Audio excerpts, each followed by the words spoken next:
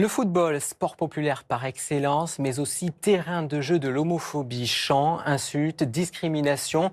Malgré les alertes et les règlements, le phénomène persiste dans les stades. Dans son ouvrage, Julien Pontès dénonce cette banalisation et interpelle les clubs et les instances du football. Julien Pontès, bonsoir. Vous êtes notre invité ce soir.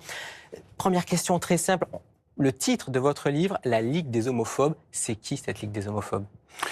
Ça, il faut lire le livre pour voir un peu les différents acteurs qui font partie de cette ligue, plus ou moins discrètement, plus ou moins activement.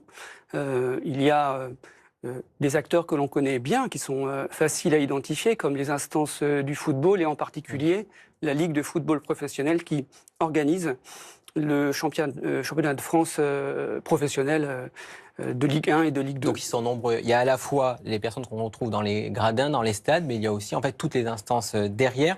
Alors justement, on a souvent eu et entendu des insultes homophobes dans les stades. Je vous propose d'écouter un extrait, c'était le 19 octobre 2024.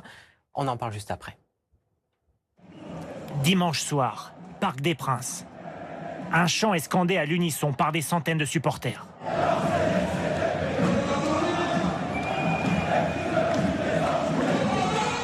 Les remarques du speaker au micro du stade n'y changent rien.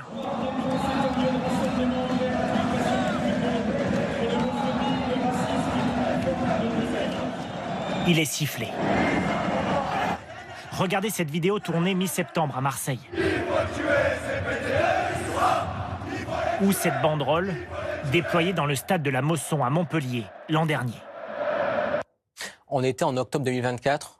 Presque 2 ans plus tard, est-ce que les choses ont bougé ou est-ce qu'on entendrait les mêmes choses ? Que dire ? C'est quand même assez hallucinant d'entendre ces chants, ces injures, ces incitations à la haine qui relèvent du pénal. C'est l'injure homophobe, c'est 1 an de prison et c'est 45 000 € d'amende. Mais c'est aussi des faits qui sont punis par les règlements de la Ligue de foot professionnelle ou de la FFF. Nous, on constate depuis 10 ans, depuis la création du collectif Rouge Direct, que ces chants sont en constante augmentation. Et c'est logique, ce n'est pas anormal. Ils ne sont pas sanctionnés. Les chants qu'on entend au PSG, on les a entendus, comme vous l'avez rappelé, depuis des années et des années. À chaque match au stade Vélodrome, les supporters de l'OM chantent « Il faut tuer ces PD ». Est-ce que c'est normal en 2026 d'être encore dans cette culture de l'impunité ? Aujourd'hui, voilà. Justement, les instances, la Ligue, du coup la FFF ou encore la Ligue de football professionnel, est-ce qu'elles vont assez loin concernant les sanctions ? Est-ce qu'il faudrait aller encore plus loin ? Alors il y a 2 choses. Qu'est-ce qu'il faudrait faire ? Alors évidemment que les sanctions, elles sont prévues par le règlement. Tout le monde peut aller consulter le règlement de la FFF et de la LFP et l'article qui concerne les sanctions et les sanctions pour des faits discriminatoires, que ce soit les chants homophobes ou les actes racistes. Alors évidemment, il faut sanctionner, mais durement. Vous voyez, il faut arrêter un match, par exemple ? Alors l'arrêt de match n'est pas une sanction à proprement parler, parce qu'on considère que le match n'est plus, on ne peut plus continuer le match dans ces conditions. Donc la sanction, si vous voulez, c'est après le match, on réunit la commission de discipline et on statue.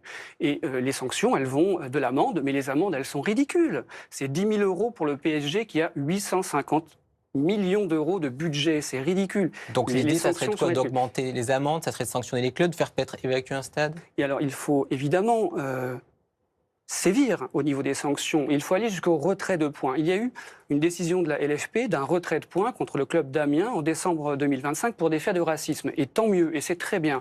Maintenant que l'on fasse la même chose pour les faits d'homophobie qui sont systématiques dans le championnat de France professionnel, mais aussi sur tous les terrains amateurs, nous le savons. Ce qui est aussi intéressant dans votre livre, c'est que vous comparez justement avec les clubs ou les fédérations étrangères, notamment avec la Première Ligue, donc ces clubs anglais qui, eux, ont été plus loin et ont réussi à gérer mieux les choses. Oui, absolument.